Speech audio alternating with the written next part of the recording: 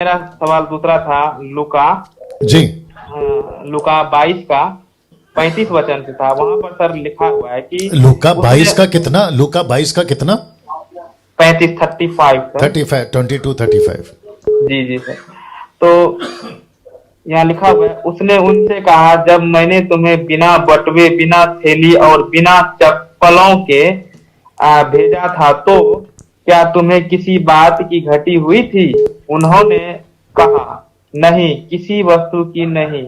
फिर वचन 36 बोल रहा है सर, उसने उनसे कहा, परंतु अब जिसके पास बटुए हो साथ लेकर जाए, उसी प्रकार झोला भी ले जाए, और जिसके पास तलवार नहीं, अपने वस्त्र को बेचकर एक मोल ले ले। सर मेरे कहने का मतलब सर, ये तलवार, ये बटुए सर अब क्यों बोल रहा है प्रभु यीशु मसीह? क्योंकि पहले वो जब भेजा था प्रचार करने के लिए, तो वो तो कुछ नहीं ऐसा बोला था सर। ओके। तो सर मुझे यहाँ पर तो थोड़ा सा समझाना है सर। तो ये टोटल आपने जो पढ़ा ना 35 और 36, इसमें आपका प्रश्न क्या है? क्या यीशु मसीह ने कहा तलवार ले लो? ये क्यों कहा, ये पूछ रहे हैं? जी सर। ओके, ना लाइन पे बने रहे, मैं जवाब दे रहा हूं ना। वचन 35 के मुताबिक यीशु कहता है कि जब तुम्हें मैंने कहा था कि नहीं लेना, तो क्या तुम्हें कोई घटी हुई?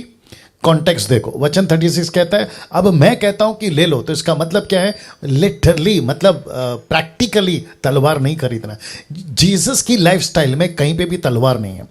आपको पूछ रहा हूं भाई साहब, यीशु के पूरे जीवन शैली में कहीं पे भी तलवार है?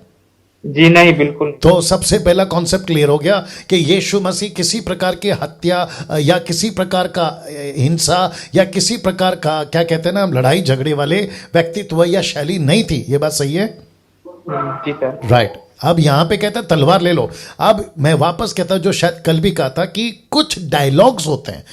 देखो, जो ट्रांसलेशन मेरे और आपके पास पहुंची है ना, वो ओरिजिनल ओरिजिनल मैन्युस्क्रिप्ट को पढ़कर ट्रांसलेट किया गया। अब तलवार है या उसको क्या कहते हैं, उस वक्त में क्या उसको कहा जाता था और क्यों कहा जाता था, ये सब उस वक्त का कल्चर, उस वक्त की बातें हैं जिसको लेकर चलना पड़ता है। लेकिन यीशु के जीवन शैली में कभी हत्या, झगड़ा, लड़ाई, तलवार नहीं मिलेगा। कैसे? जब पतरस ने सिपाही का कान काटा, तो यीशु ने कहा अपनी तलवार अपने पास रख।